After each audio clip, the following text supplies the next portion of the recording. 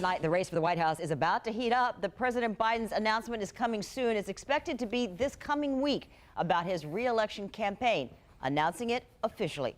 So what might be a potential presidential election standoff? Let's just see what that might look like. And why could Governor Ron DeSantis in Florida face the biggest uphill climb within his own party?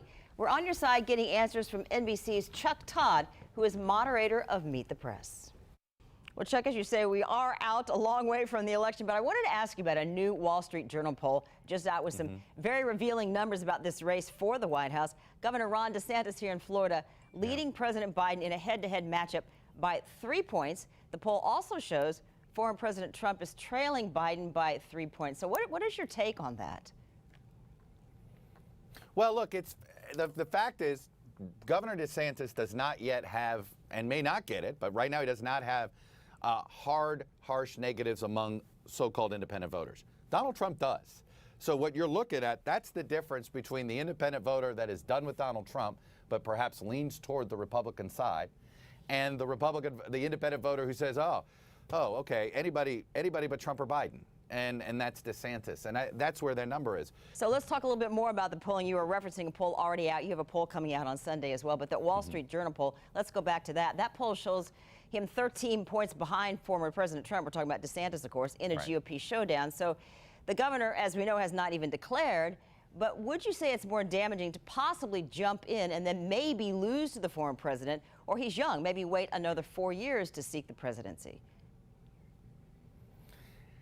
It's all, look, I don't think you get a moment back a second time. Chris Christie to this day regrets not running in 2012. Hillary Clinton to this day regrets not running in 2004.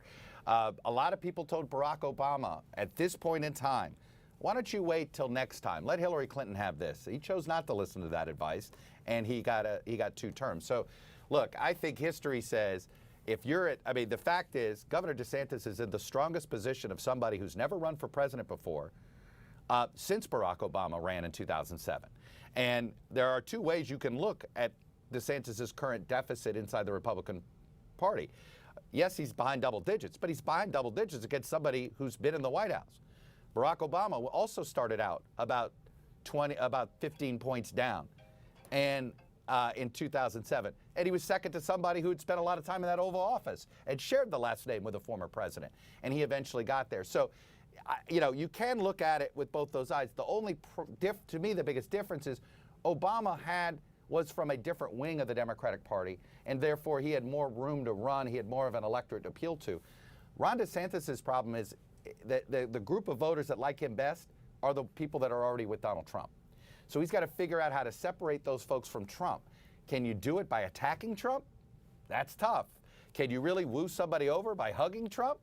Well, that hadn't worked either, right? And I think this is the box that Governor DeSantis finds himself in. Chuck, thank you so much. And as always, you can catch Chuck Todd and NBC's Meet the Press every Sunday at 9 a.m. here on NBC 12. Let's take